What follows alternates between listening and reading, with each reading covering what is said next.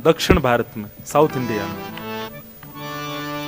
तो एक बार बहुत सारे संतों की टोली जा रही थी, हरि नाम संकीर्तन करते हुए जा रहे थे। तभी एक नगर पड़ा और उस नगर में उन्होंने सोचा कोई ऐसा स्थान मिले जहां रात में हम लोग रुक करके अपना भोजन पानी बना लें, अपने ठाकुर जी की सेवा कर लें। तभी उनको एक बहुत सुंदर घर दिखाई दिया और उस घर के बाहर बगीचे में बहुत सुंदर सुंदर पुष्प आदि सब लगे थे। तो प्राचीन भारत में अगर संत महात्मा ऐसे चलते फिरते गांव में कहीं रुक जाएं किसी के घर के बाहर, तो कोई रोकता नहीं था, बल्कि घर वाले सेवा और करते थे कि संत आए हैं भैया। तो एक घर के बाहर सब संतों ने अपना धूना जमा लिया, वहीं बैठ करके टिक्कर बनाने लगे, अपने ठाकुर की सेवा करने लगे। तो घर जिसका था उस महिला ने ऊपर से झांक करके देखा,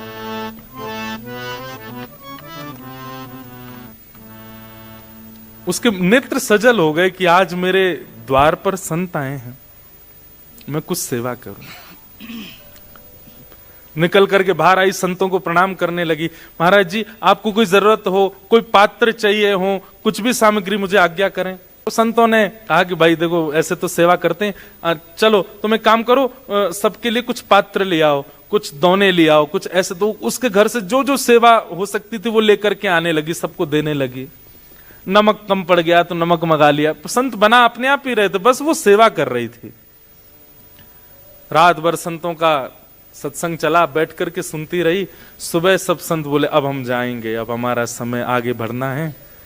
तो दौड़ करके गई और दौड़ करके जाके उसने सुंदर एक दक्षिणा देते हैं ना महापुरुषों को, सुंदर बहुत अद्भुत कुछ दक्षिणा और कुछ सामग्रियां लाई और ला करके संतों के सन्मुख पधरा दिया।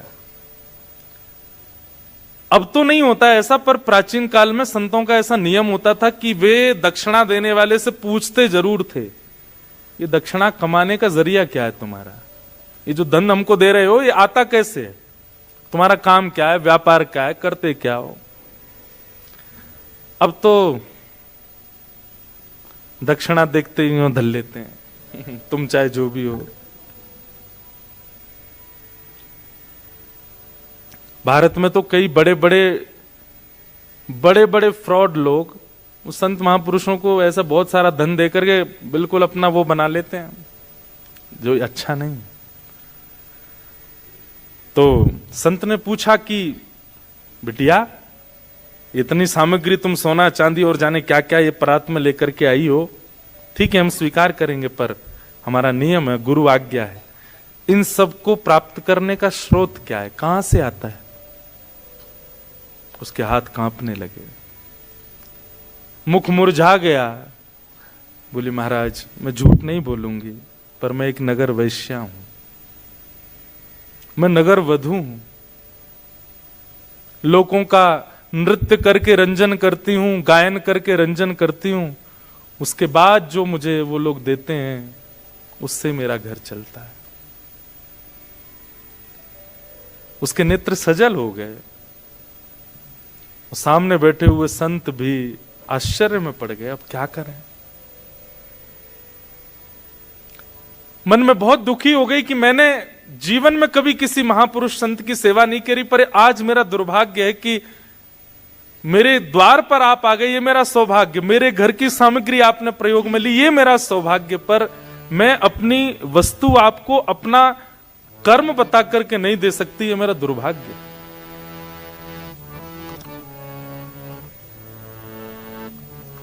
संतों ने मुंह फेर लिया, धीमे से सामग्री उठाने लगी, हाथ कांप रहे हैं, क्या करूं। आज पहली बार उसको ग्लानि हो रही है अपने ऊपर। लेकिन संत हृदय नवनीत समाना, संत का हृदय कैसा होता है, मक्खन के जैसा। जैसे मक्खन अगर गर्म चीज के पास भी रख दिया जाए पिघल जाएगा, ऐसे संत होते हैं। वो देख नहीं पाए उसके पीड़ा को। बोले इधर आओ, क्या बात है। बोले बस मैं नहीं दे सकती आपको, इसका बहुत ग्लानि है मुझे। संतों ने कहा हमने एक उपचार ढूंढा है, यदि तुम देना ही चाहती हो तो हमारी एक बात तुमको माननी पड़ेगी। क्या? वो तो बड़ी खुश हो गई, आंसू पोंछ ली, बैठ के बोले आप जो कहेंगे मैं करूंगी, मुझे बताइए। बोले पहले रुपए से लेकर के अंतिम तक तुम्हारे पास जितनी संपत्ति है, ये सब ठाकुर जी की सेवा में अर्पित कर दो। कुछ भी अपने पास मत रखो। ये तुम सामग्री लेकर के आई हो, दक्षिणा हमको दे रही हो, हम इसको तो स्वीकार नहीं करेंगे, पर यह भी अगर चाहती हो कि हम लोग स्वीकार करें, तो श्री रंगनाथ भगवान का मंदिर है दक्षिण में, तिरुचिरापल्ली में। वहां रंगनाथ भगवान का अपने संपूर्ण जीवन की कमाई से सुंदर स्वर्ण का मुकुट बना करके और ठाकुर जी को पहना दो, तो तुम्हारी ये संपत्ति स्वीकार। बोले आधी अधूरी नहीं, अब देने का मन ही हुआ है तुम्हारा और इतना भावुक हो ही रही हो, तुमको ग्लानि हो रही है ना अपने कर्म के ऊपर, अपने भाव के ऊपर। ठीक है, हम आज्ञा करते हैं, इस ग्लानि का एक ही प्रायश्चित है, अपने जीवन की सारी संपत्ति ठाकुर जी के चरणों में अर्पित करके वैष्णव हो जाओ। अब चिंता मत करना आगे अपने भोजन की, प्रसाद की, सब ठाकुर जी करेंगे, लेकिन अब जो कुछ भी है तुम्हारे पास सब अर्पित कर दो। मैं एक बात कहा करता हूं, हमारे जो ठाकुर जी है ना, इनको मैथमेटिक्स नहीं आती। ठाकुर जी की मैथ्स अच्छी नहीं है। हम बस दो ही चीज जानते हैं, क्या?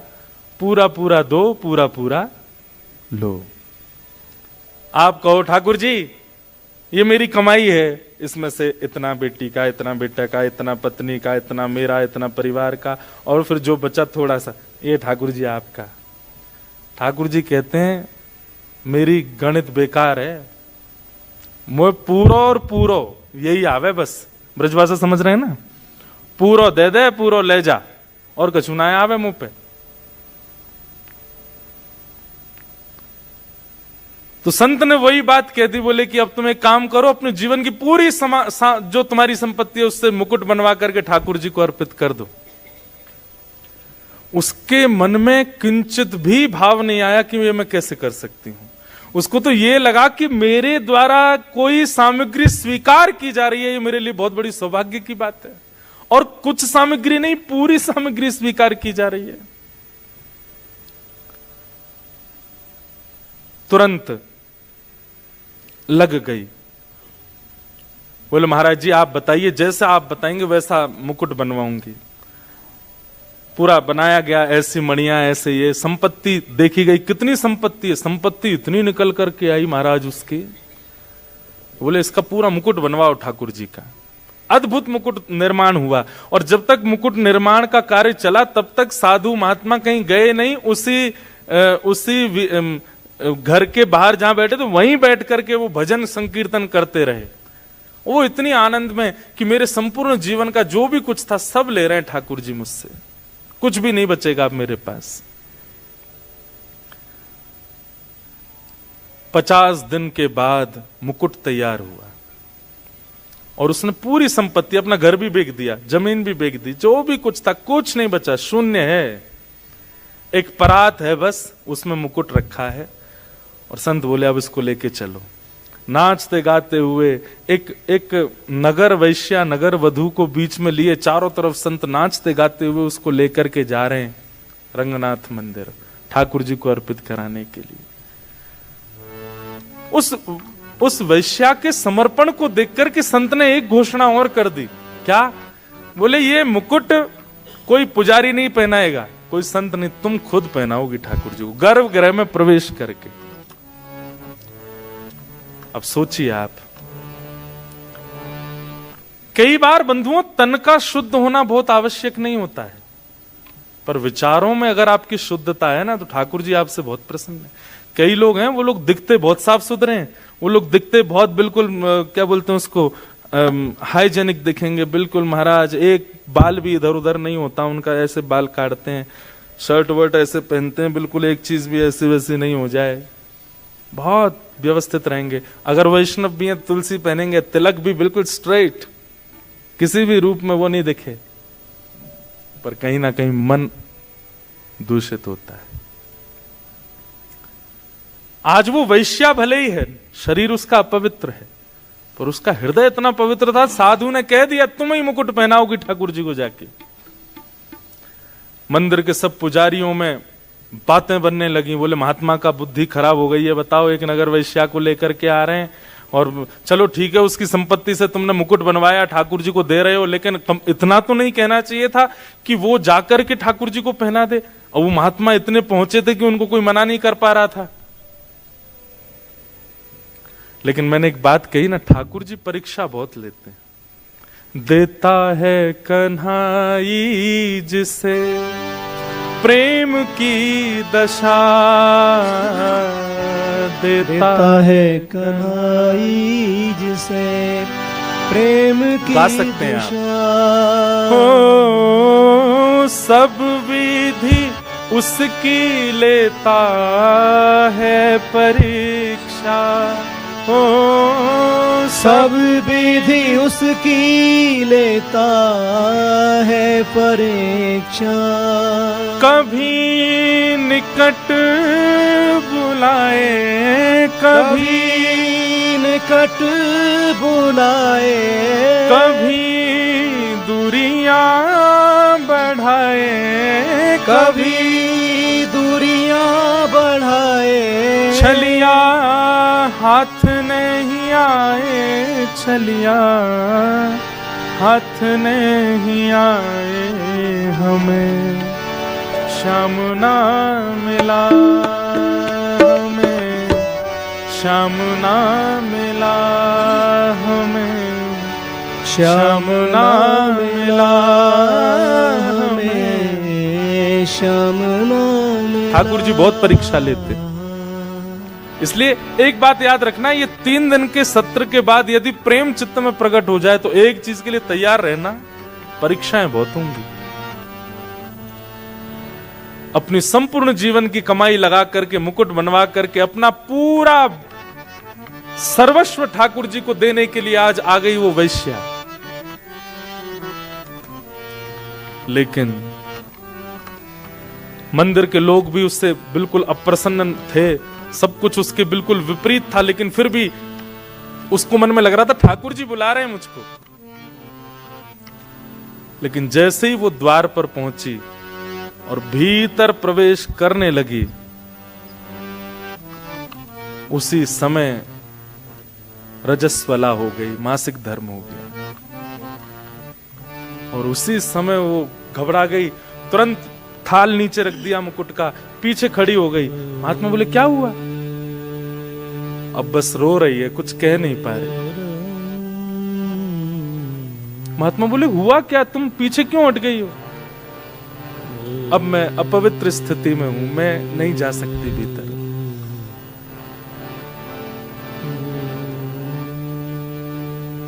उस समय महात्मा बोले इसका भाग्य कितना दुर्भाग्य है, पूरा जीवन नगर वैश्या बनकर के रही, जो धन कमाया उसमें से संतों को देने का प्रयास किया तो हम ले नहीं सकते। दूसरा निधान निकाला कि कुछ भी ना रखे, सब कुछ ठाकुर जी को दे दे। सब प्रकार का प्रयास कर लिया, इसको ले जाकर के भीतर मंदिर में मुकुट पहनाने तक का अधिकार मिल गया था। लेकिन ये कैसा दुर्भाग्य है। निश्चित ही अपने पूर्व काल में, पूर्व जन्म में पता नहीं क्या ऐसा अपराध बन गया इससे, ठाकुर जी इसको स्वीकार नहीं कर रहे हैं। मंदिर के कुछ विपक्षी लोग खुश हो गए, बोले हम तो पहले ही मना कर रहे थे, देखो ठाकुर जी ने ही ऐसी लीला कर दी, अब ये जा नहीं सकती भीतर। आप वेद शास्त्रों के विरुद्ध जाकर के काम कर रहे थे महात्मा, देखिए ठाकुर जी की लीला। बैठी बैठी रो रही है, लेकिन उसको आत्मग्लानि नहीं है। उसको था ठीक है, जितना मिला मुझे उसमें परिपूर्णता है, मैं भीतर नहीं जा सकती। मेरे द्वारा अर्पित किया गया मुकुट में ठाकुर जी के मुख पर नहीं देख पाऊंगी पहली बार। पहली एक होता है ना, कोई वस्तु कुछ देता है तो उसको रहता है कि पहला दर्शन मैं करूं। कोई बात नहीं। महात्मा थाल उठाए, बोले बिटिया अब तेरी तरफ से मैं जा रहा हूं, जाइए आप, मुझे बस बता देना कैसा लगा, ठाकुर जी के मुखमंडल पर थोड़ी मुस्कान आई कि नहीं पहन के। भीतर गए, महात्मा के नेत्रों से अश्रुपात और वो अश्रु जल मुकुट पर गिर रहा था, और बार बार कह रहे थे ठाकुर जी आपकी भक्त वत्सलता कहां गई आज? परीक्षाएं आप लेते हैं, आपका स्वभाव है, पर इतनी क्यों लेते? जैसे भीतर प्रवेश किया, श्रीमन नारायण भगवान के सन्मुख उसको रखा गया। मुकुट की पूजा अर्चना जैसे हुई और अर्चना करने के बाद पूर्व का मुकुट उतार करके और द्वितीय नया मुकुट धारण कराने की परिस्थिति, जैसे ही मुकुट उठाने का प्रयास किया, खुद ही उठा के लाए महात्मा जी बाहर से। वो इतना भारी हो गया, उनसे उठे ही नहीं। 2-2, 3-3, 4-4 वैष्णव लगे हैं उस मुकुट को उठाने में, लेकिन वो इतना भार धारण कर चुका है। वैष्णव लगे हैं उस मुकुट को उठाने में, लेकिन वो इतना भार धारण कर चुका है, किसी से हिल भी नहीं पाया। महात्मा बोले, भगवान मैं तो अभी उठा के लाया हूं, वो पूरे नगर कीर्तन करते हुए वैश्या लाई, अब अचानक ऐसा क्या हुआ, ये मुकुट इतना भारी? तभी देखा तो श्री रंगनाथ भगवान के नेत्रों में अश्रुपात। महात्मा जी ने कहा, तुरंत पर्दा लगाओ, कपाट बंद करो, ठाकुर जी से मुझे एकांत में कुछ चर्चा करनी है। कपाट बंद किए, तुरंत ठाकुर जी उठ करके बैठ गए, सहज हो गए। वो बोले, जो जो मुकुट बना के लाया है उसी को भीतर लाओ, उसी के हाथ से ही मुकुट पहनेंगे।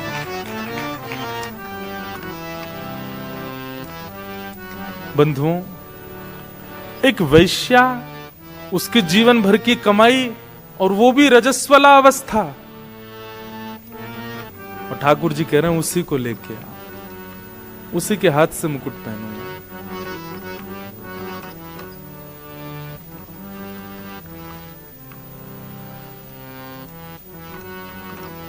ठाकुर जी बहुत प्रेम करते हैं, बस कोई देने वाला हो वो प्रेम। महात्मा दौड़े दौड़े बाहर गए और बाहर जाकर के देखा तो एक खंबे से सिर लगाए बैठी है, बस रो रही थी। महात्मा जाके बोले, जल्दी उठ। बोले, आप दूर रहिएगा, मेरी छाया भी ना पड़े आप पर। प्राचीन भारत में तो बहुत नियम होते थे। महात्मा बोले, मैं छाया से बचूं और उस जगत नियंता जगदाधार साक्षात तेरी प्रतीक्षा कर रहे हैं। हाथ पकड़ लिया उसका, वो रोने लगी, महाराज मुझे स्पर्श मत कीजिए। लेकर के भीतर गए और जाकर के कहा, मुकुट पहनाओ ठाकुर जी को। जो मुकुट कितनों से नहीं उठा, लोग बाग वहां चिल्लाने लगे, कई लोग गालियां दे रहे थे, कई लोग उल्टा सीधा बोल रहे थे, आज अनर्थ हो रहा है, आज पृथ्वी फट जाएगी, आज बहुत बुरा हो रहा है, ये गलत है। लेकिन जिस मुकुट को कोई नहीं उठा पाया, जैसे ही उसने उठाया, उठ गया। और ठाकुर जी ने अपने आप ही, ठाकुर जी की जो प्रतिमा थी उसका मुख नीचे हो गया और मुकुट ठाकुर जी ने धारण किया। और वो वैश्या, उसकी स्थिति तो कितने दिन के लिए मूर्छा में चली गई, वो मूर्छित हो गई। और जब उसकी मूर्छा टूटी, परम वैष्णव, और कुछ दिन भगवत स्मरण करने के बाद कहां भगवत धाम प्राप्ति हो गई। क्या उसका था? यह है ठाकुर जी का प्रेम, प्रेम लक्षणा भक्ति। बस प्रेम लक्षणा भक्ति का एक नियम आपको ध्यान रखना है, पूर्ण।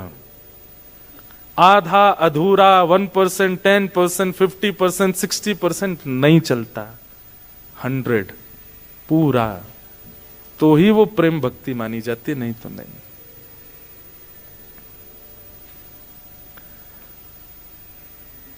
तो प्रथम भक्ति का नाम क्या है? श्रवणम। और भक्ति सुन सब रहे हैं, पर उद्देश्य क्या है आपका?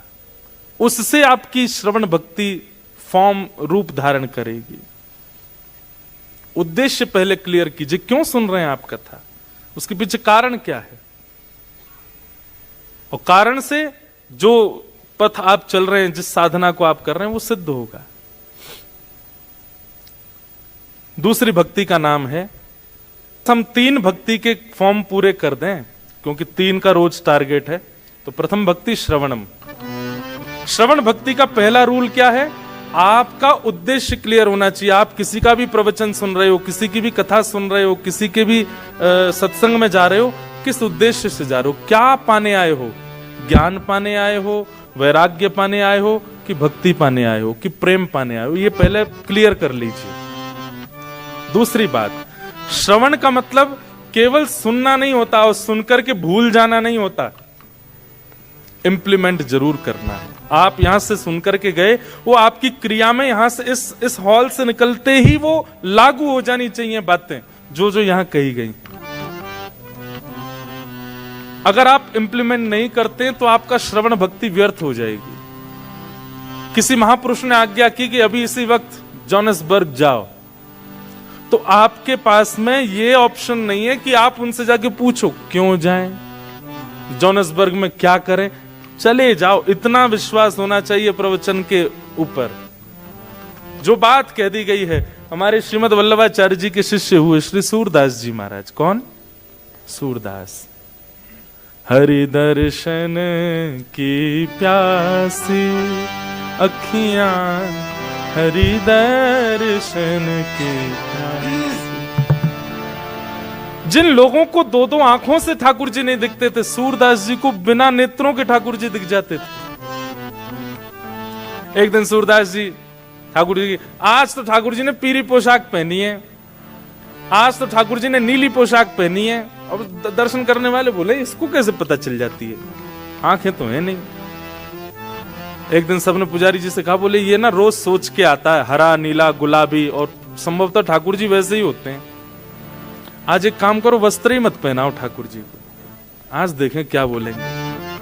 सूरदास जी गए, कपाट खुले, और जैसे कपाट खुले सब लोग, कोई दर्शन नहीं करा, सब सूरदास जी को तो, हाँ सूरदास जी आज कौन सी पोशाक है? आज हरि देखे नंगम नंगा, आज हरि देखे नंगम नंगा, मोतन माल गले उर साजे, छवि के उठत तरंगा। महाराज जितने दर्शनार्थी सब नतमस्तक हो गए सूरदास जी के। नेत्रों की आवश्यकता नहीं। सूरदास जी बोले ये कैसे संभव हुआ, बिना नेत्रों के कैसे दिखते हैं? बोले क्योंकि मैं रोज अपने गुरुदेव के द्वारा दिए गए प्रवचनों को पालन करता हूं। गुरु के वचन अटल कर मानो, मैं उस पर संशय नहीं करता हूं। उन्होंने जो कह दिया उसको मैं तुरंत। एक बात याद रखिएगा, गुरु आज्ञा नहीं करते, गुरु आदेश नहीं देते, गुरु सामर्थ्य देते हैं। क्या देते हैं? सामर्थ्य। सामर्थ्य जानते हैं?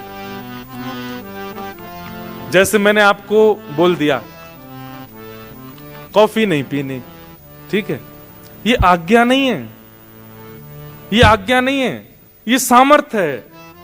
अब जब भी कॉफी आएगी, अगर आपका गुरु के प्रति पूर्ण विश्वास होगा, कॉफी देखते जो आपको बहुत प्रिय थी, मैं एक कॉफी का नाम ले रहा हूं, चाय का नहीं लिया क्योंकि मैं भी पीता हूं, इसलिए एक वस्तु का नाम लिया। अब जब जब कॉफी आपके सामने आएगी ना, जिसको आप कभी नहीं छोड़ पाए थे, उसके प्रति आपको घृणा हो जाएगी, मन ही नहीं होगा उसको, ले जाओ भाई, नहीं पी सकता। ये करना नहीं है आपको, अपने आप हो जाएगा। बस आपको वचनों के प्रति, शब्द के प्रति, श्रवण भक्ति के प्रति इंप्लीमेंट की भावना रखनी है कि जो मैंने सुना वो धारण होना चाहिए। पहली बात उद्देश्य क्लियर, दूसरी बात इंप्लीमेंट करना प्रवचन को, और तीसरी बात बहुत विशेष, जो अधिकारी नहीं सुन पाए हैं इस ज्ञान को, उनके सन्मुख जाके उसको बोल देना, बता देना। ये श्रवण, कई लोग होता है कथा सुनने के बाद भूल जाते हैं हम क्या सुन के आए। भूलना नहीं है, याद रखना। तो प्रथम भक्ति श्रवण, श्रवण से ही चित्त में ठाकुर जी आएंगे। दूसरी भक्ति का नाम क्या है? श्रवणम कीर्तनम विष्णु। दूसरी भक्ति का नाम कीर्तन। कई बार ऐसा होता है कि कीर्तन में ही आपको आनंद आता है, लेकिन प्रवचन शुरू होते ही आप लोगों को उबासी आने लग गई, झोंके आने लग गए, नींद आने लग गई, टाइम देखने लग गए। नहीं, पहले श्रवण कीजिए प्रवचन, उसके बाद कीर्तन की ओर जाइए। कीर्तन का मतलब क्या होता है? कीर्तन का मतलब हरि बोल बोलना, श्री राधे बोलना, आदि आदि, ये सब कीर्तन करना। इसको कीर्तन नहीं कहते। कीर्तन का मतलब क्या होता है? जहां तन अपनी स्थिति भूल जाए। अभी 2 घंटे हो चुके हैं, हम लोग आपस में बैठे हैं, कई लोगों ने हो सकता है फोन भी नहीं देखा 2 घंटे में, पिछले 1 महीने का आप पूरा टाइम देखेंगे तो एक भी दिन ऐसा नहीं निकला होगा जहां हर 1 घंटे में आपने फोन ना देखा हो। पिछले 2 घंटे में आपने फोन भी नहीं देखा अपना। इसका मतलब क्या है? आपका तन अपनी कीर्ति भूल चुका है।